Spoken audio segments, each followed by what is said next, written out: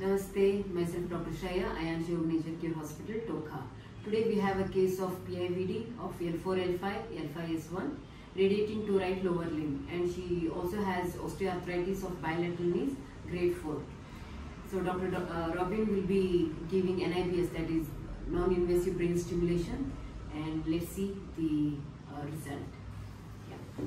Namaste, म Dr. Robin Lal Shrestha. उहाँले भने जस्तै डाक्टर श्रेयाले भने जस्तै आज हामीसँग मैया नकर्मीजी हुनुहुन्छ र उहाँलाई यो ढाडको L4, L5, L5S1 मा PIVD भएको छ।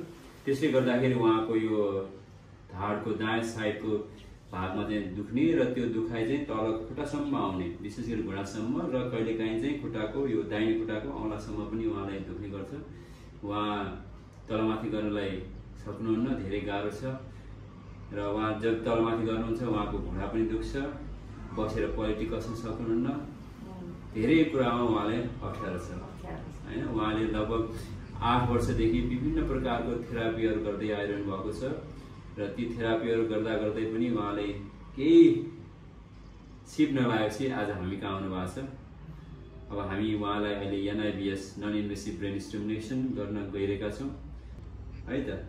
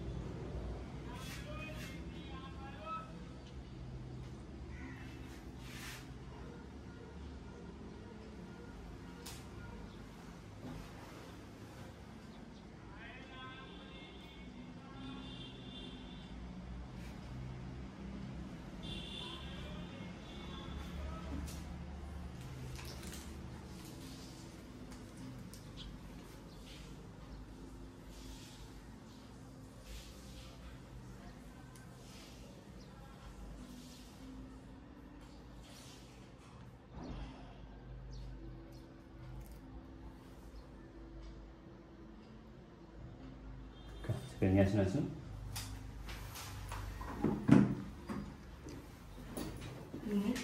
Yes, no, no.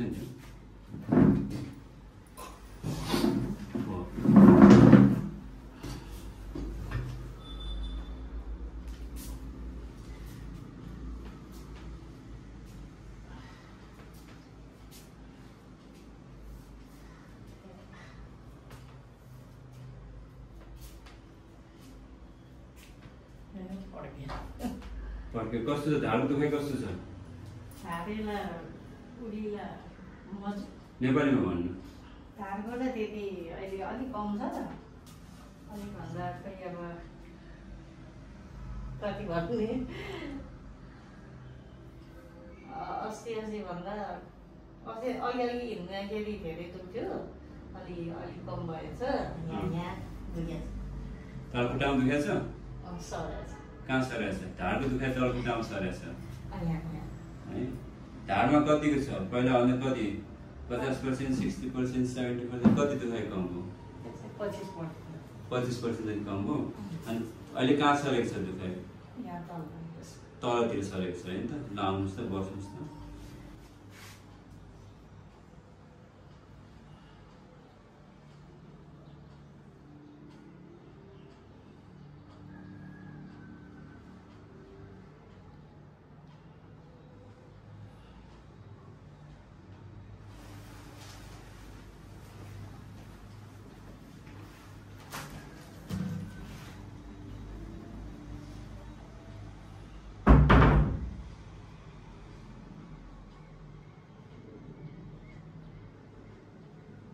अब हिँड्नु।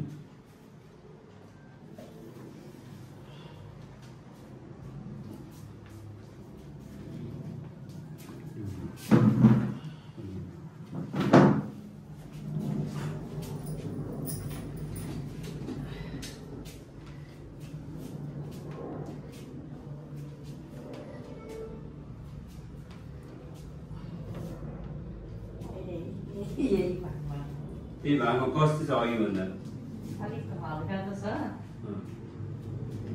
अलिक हल्का हुनाले 10 मा कति कम छ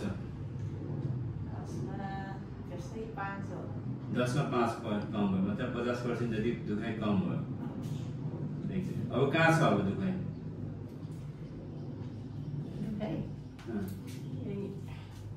यही साइडमा टाइफा छ साइड र थाइमा छ हुन्छ एकचोटि त्यो ज्याकेट फुकाल्नु त हजुर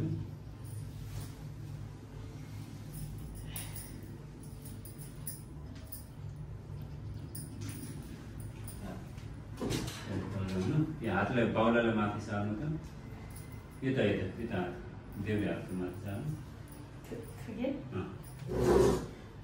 बस्नुहोस्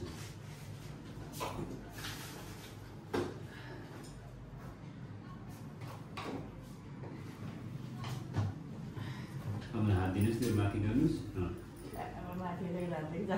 त्यति गएको चाहिँ केही छैन तल हातलाई सेर्नु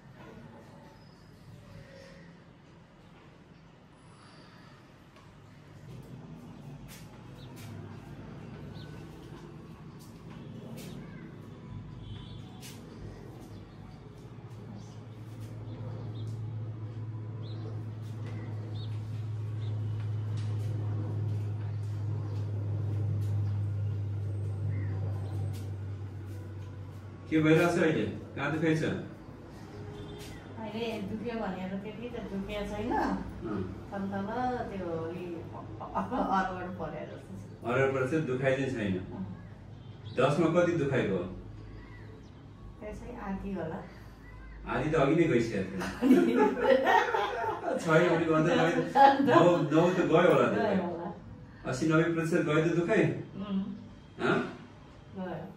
गयो फेरि एकचोटि हिँड्नुहोस् त मजाले हिँड्नुहोस्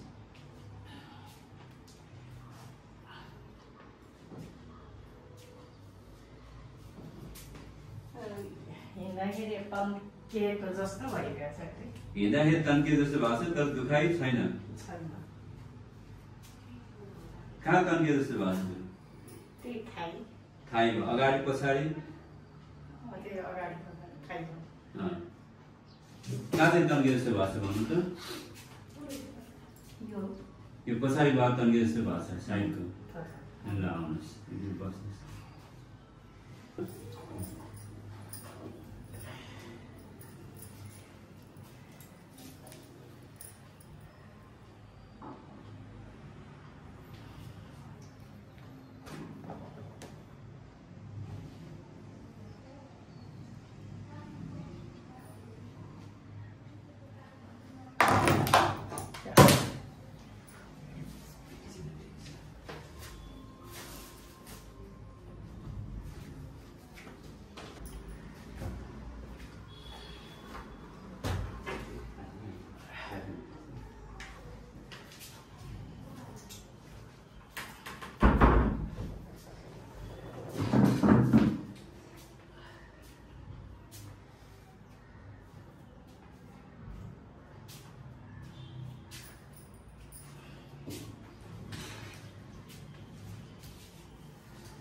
अहिले कस्तो अहिले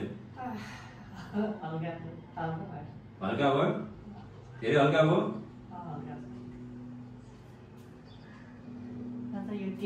प्रेस हुन्छ टेकीको प्रेस हुन्छ अब टेक्दाखेरि त छैन टेक्दाखेरिको दुखाइ धेरै कम छ हैन टेक्न सक्नुहुन्छ ढाडको दुखाइ